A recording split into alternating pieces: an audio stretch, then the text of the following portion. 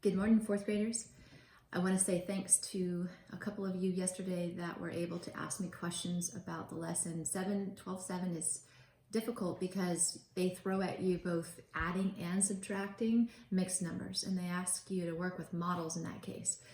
And typically, over the years, I've taught 8, 12:8, and 12:9 together because they're very similar to yesterday. So it's just more practice with the algorithm of adding mixed numbers.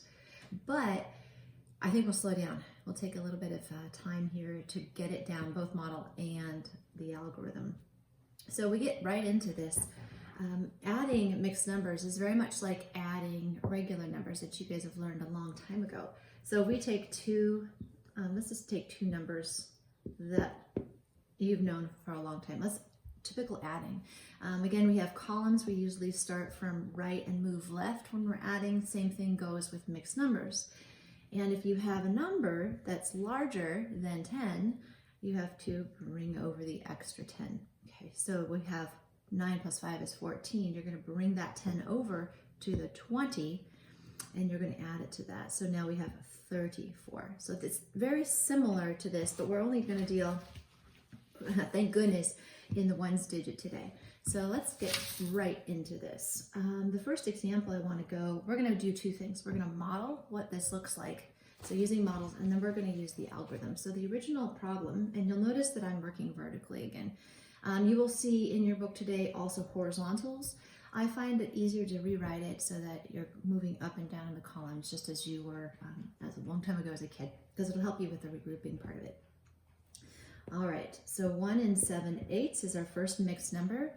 And since today's lesson is focused strictly on adding, that's good to keep that in your head, all just adding. We're going to add it to 1 2/8. I want to draw your attention again to something very fun, like denominators. So nice that they keep it like that for us from the get-go.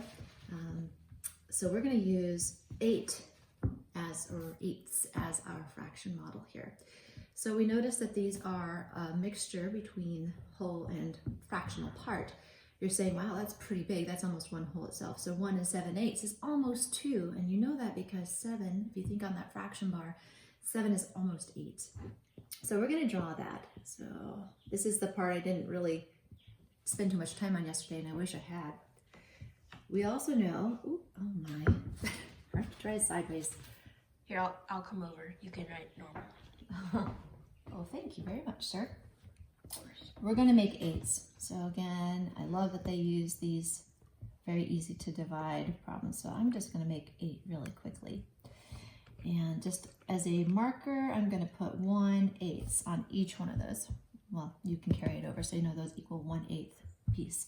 So 7/8 will look like 1, 2, I should not erase that. Oh, I made a mess. So there we go. We're going to take away one of these 8s. So that's what 1 7/8 looks like. Down here, we're going to add 1 whole. I can see it again. And 2 8s. So again, you could save a little time, and you could estimate if you want. So this is about a quarter. 2 8s. It would just be divided in half. So that's 1/8 and 1/8. So now we're looking at 7/8 plus 1/8. So again, column wise, you can look at this and go 1, 2 whole, and then we're going to have another deal that we're going to have to do here. So 8, 7, 8, 9. So when you look at 9/8, you already know that it's an improper fraction that you have to convert it to a mixed number. So over here in this column, we go down. 7 plus 2, 7, 8, 9. Same thing. Here we go. There's our improper fraction. Let's go ahead and translate that to a mixed number. In your head, you're going to get really good at this. You're going to say 8 or 9 divided by 8. Okay, it's going to go one time with 1 remaining, and the denominator stays the same as 8. Okay? So that's this. In this column here, we've got 1 plus 1, which is 2. Okay. Now we have to think about this added to 2. So you could leave it like this and just add it on this side. So 1 plus 2 is 3. And then there's our fractional part, which is 1/8. Okay, so our answer, my 8's look awfully funny when I'm writing them sideways. Infinity.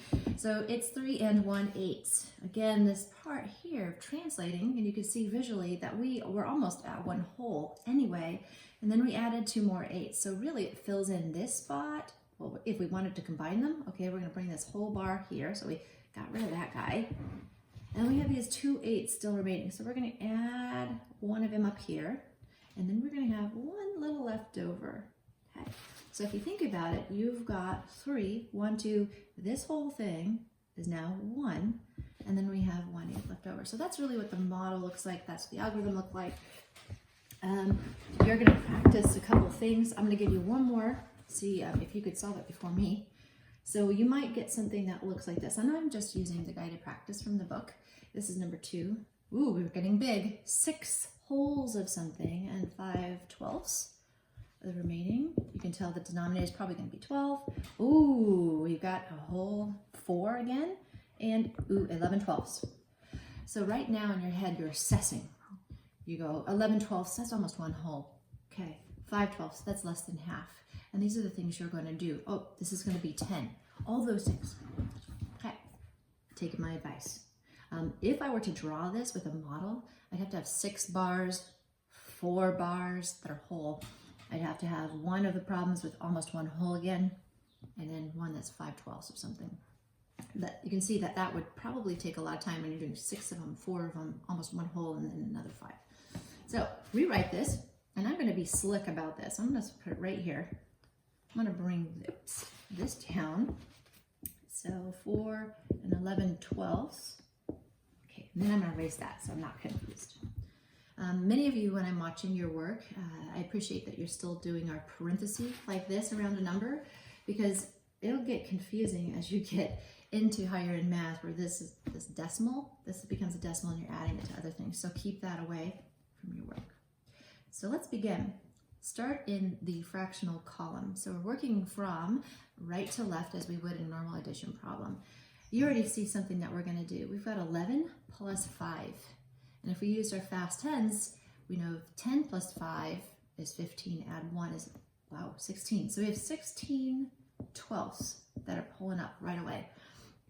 Can't leave it, gotta translate it. So just as a reminder, this is a division problem. And you can say, okay, I know that 12 is going to go into 16 one time, so that becomes your whole. And then how many left over? Well, you could use a subtraction here, and you could go 4 with a remainder 4. And you remember that crazy rule where we talked about the remainder has to be less than the divisor? That rule works here too. So you're going to have to go, okay, 4 remaining over 12. Now this is over and over last week I noticed, fourth graders, that you are not actually simplifying. Important, you have to do that. So if I would wait till the end to make sure it's simplified. I'm going to leave this fraction as it is right now. I'm going to go over to my whole number column, and 6 plus 4, and it's 10. So now you know what you have to do. 10 plus 1, you can rewrite it over here, or you could just keep it, go plus 10 over here. That really, this whole long thing doesn't really equal one another, so I'm going to get rid of that now. So let's go ahead and add 1 plus 10. That's right, 11. And then our 4/12 is our fraction, but we can't leave it that way. We have to go ahead and simplify it. So with my limited space board here, I'm going to bring it up here to show you. 11 and 4/12. 4 is a common factor of both. So you could divide this by 4 and this by 4, and you're going to get 1/3. So 11 and 1/3 is truly the answer to this problem. So in a cleanup job, and you could leave all this on your paper because I love to see your process, your answer is going to be 11 and 1/3. That's it. Okay, again, if you've got questions, put it right there on the post so I can get in there and help you. Try to find some more fun videos for you. Bye, y'all. Thanks for hanging in there.